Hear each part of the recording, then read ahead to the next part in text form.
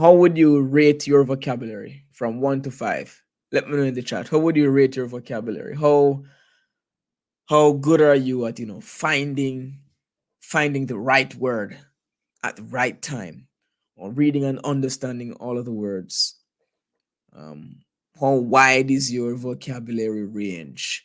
With one being, oh, it's not so good. One is kind of terrible, and five being like Ajanaya level. Excellent.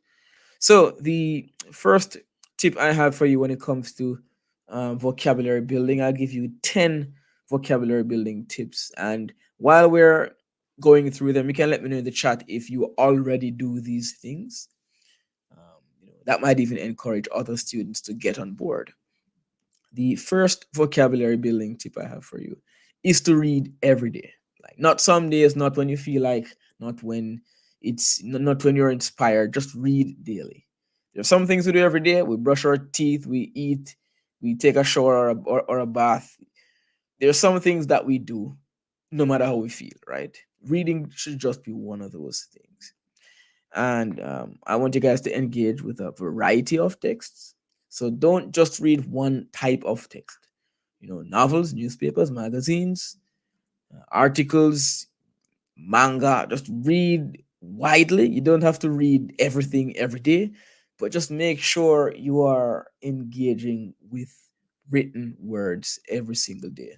When you do that, what you'll find is you're going to be exposed to a very wide range of vocabulary, over the course of weeks and months and years. You're going to be picking up words, unfamiliar words. You're going to be seeing words you already know, used in new ways, used in different contexts. And while you're encountering these new words, you might be curious enough to actually check out some meanings in the dictionary if you have no idea what the word means. And reading is just something that naturally enhances your vocabulary. But it's something I would say, don't do it once in a while. Don't only read textbooks. Don't only read your English B texts. Actually read for fun. Yeah. So find stuff you're interested in and read. Read daily. I see Carib English Zone is representing. Yeah, definitely. So daily reading is my first tip for building your vocabulary. We're getting to 100 tips. 10 of them will be geared towards building out your vocabulary. All right. So daily reading, that's number one. Number two, look up unfamiliar words. Right. One of the worst habits that we can have as people, not just as students, but just as anyone with a brain, with a ticking clock up here, with a full deck of cards, anyone who has a working brain, one of the worst habits we can have is to accept ignorance, accept self-ignorance. And what I mean is, we read something, we encounter a strange word, you don't know what it means, but you don't look it up. Like, what? How can you do that in good conscience? How can you encounter a new word? You don't know the meaning, and you make the conscious decision to keep not knowing that word. Isn't that strange? That is ridiculous. So make it a habit. As a matter of fact, you need to get a dictionary app and a thesaurus app on your phone, right? Let me show you. I'm not a hypocrite, all right? I'm not a hypocrite. I'm gonna show you. I practice what I preach. Let me show you. Let me show you. I'm not telling you to do anything that I am not doing myself, or anything that I wouldn't do, right? This is my phone. I swipe here. These are my most important apps. You see that? It's a little blurry. Oh, that's a calculator. Let me show you. That's a dictionary. Yeah, dictionary app. Up here, it's a thesaurus. That blue, is it a P? That blue P. It's a thesaurus. They're on my phone. We're on our phones all day, every day, right? So it means when you encounter a new word, when you encounter a strange word, if you have a dictionary on your phone, you can easily check it. You can easily look it up. And if you want to take it a step further, you check thesaurus as well, right? A dictionary is good when you find a new word and you have no idea what it means. A thesaurus is even better when you you're at a point where you know a couple of good words, but you want to expand that vocabulary and you want to be using synonyms, right? We know that the dictionary gives us definitions, while the thesaurus gives us synonyms. So, guys, make it a habit of yours to actually consult the dictionary and thesaurus regularly. I very, very often use the thesaurus to check words that I already know, just to make sure I can say the same thing in 10 different ways, right? And because of that, my synonym skills are pretty good, I think.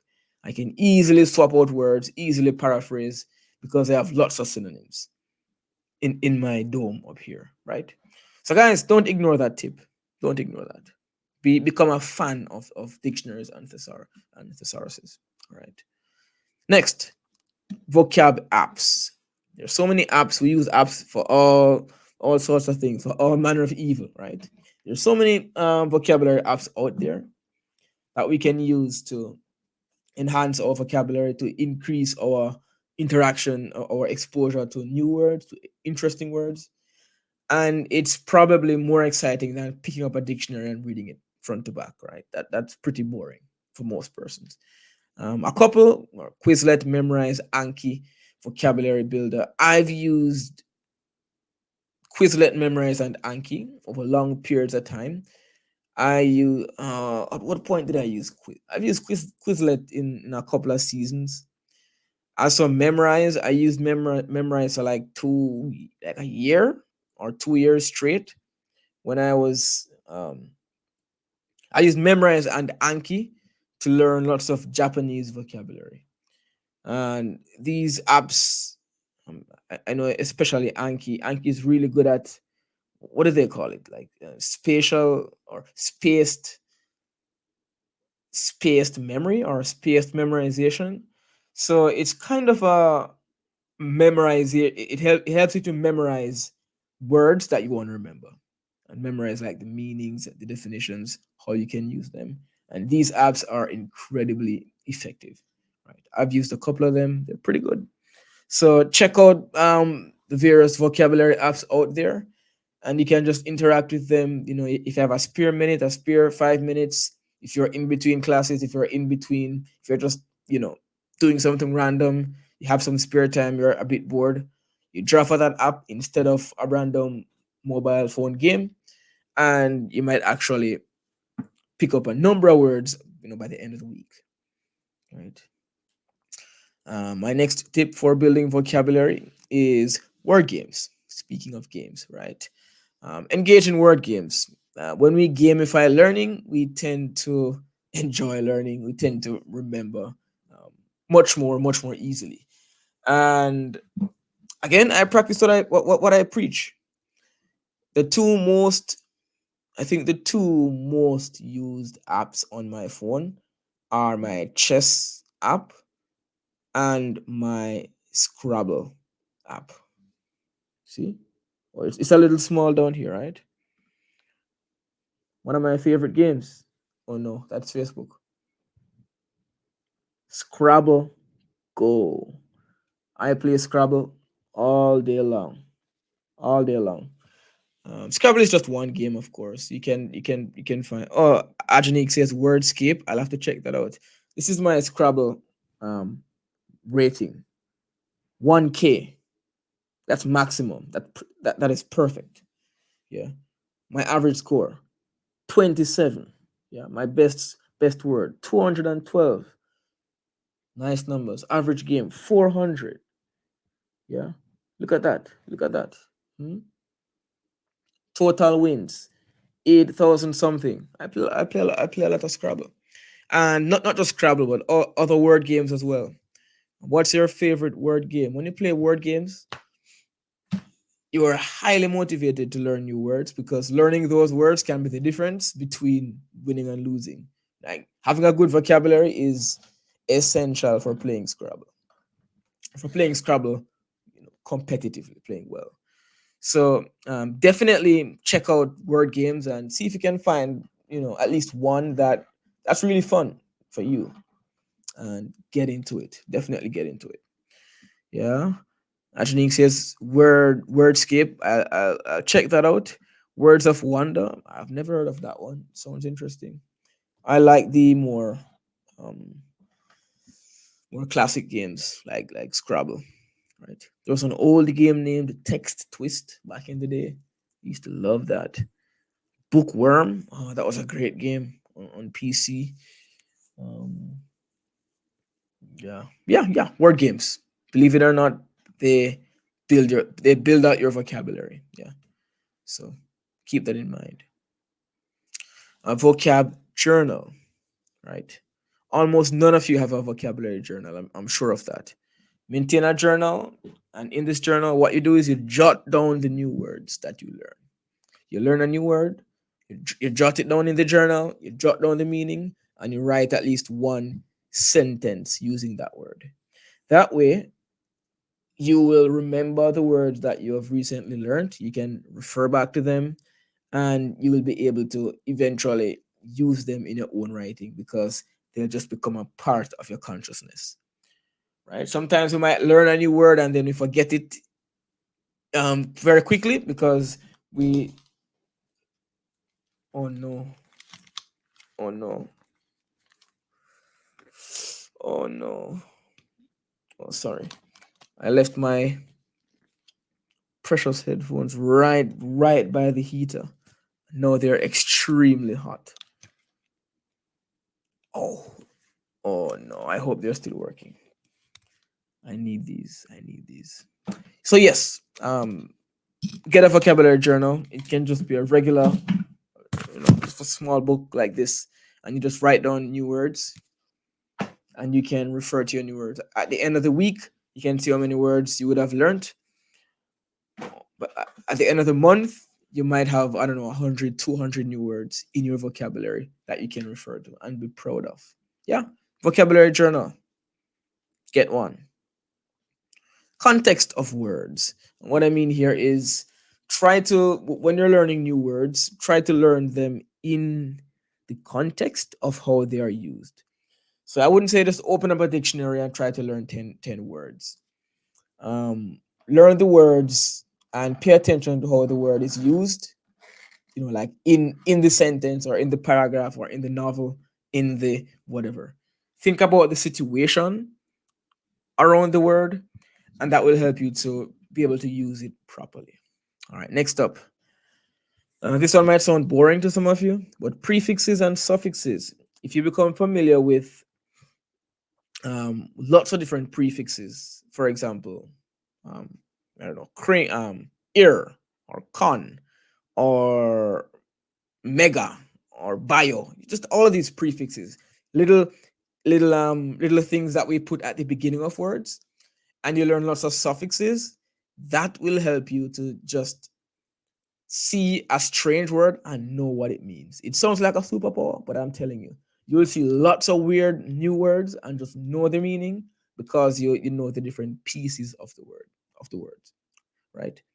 I remember when I was teaching back home, back at your castle, I gave my students an exciting challenge. Right? I gave them a challenge. I said, think about the biggest, the longest, the most complicated word you can find as a class.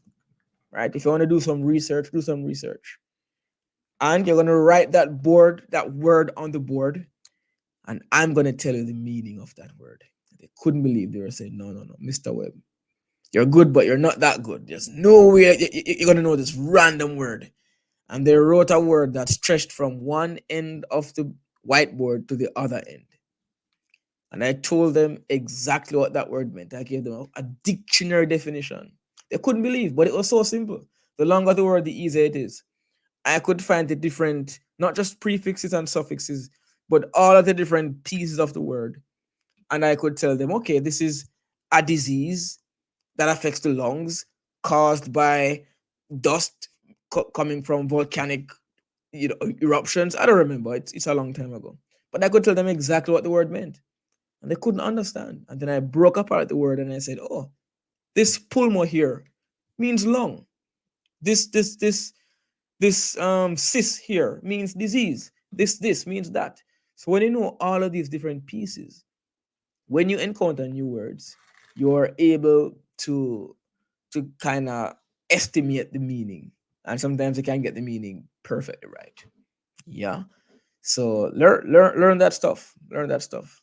Learn that stuff. Next vocabulary tip: past papers. Yes, nobody likes past papers. When you grab a CSEC English A, paper one, the first 25 items will feature a lot of useful and important vocabulary, and a lot of vocabulary that you might see on your exam.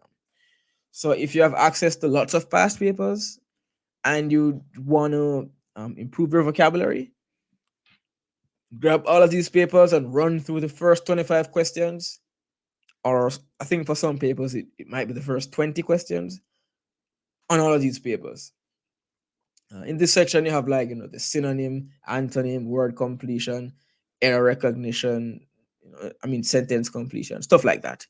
So the past papers have a lot of good vocabulary that you can actually not just use to practice for the past paper, but you can actually use these words in your own writing. Yeah, so definitely make use of the past papers to build your vocabulary while you practice for the paper one. Next vocabulary tip: vocab wall. So in your room, right? Or you could use a whole wall or just a little board or something. But if you can, like, visually remind yourself of interesting words, or create a visual showcase of the words that you recently learned, that can be extremely motivating, right? So you just create a vocab, just a wall of interesting words somewhere where you can see it every day. And you can add new words to the wall. You can remove words that you have mastered or words that have become boring to you, and you can play around with it. You can add pictures as well to match words. You can do lots of interesting things. You can post up essays or articles or texts and highlight interesting words in them. It's just a way um to see words in a day-to-day life, as you come home, as you get dressed to go to school. You're able to see the words and you can associate that wall with vocabulary. And it's just an exciting thing. Every time you see that wall, you want to add a new word, you want to learn something new, and that might just give you an extra bit of motivation to do well and to do better in English. Yes. And the final vocab tip is change forms. What do I mean by this? When you learn one word, you actually learn about 5 words. Yeah, when you learn one word, you learn about 5 words, because you will be able to change that word from a noun to an adjective to a verb to an adverb. And so you can use one word in many different ways, right? You can make that word more active, more passive. You can make that word more or less formal. You can do lots of different things if you're able, if you practice just changing word forms.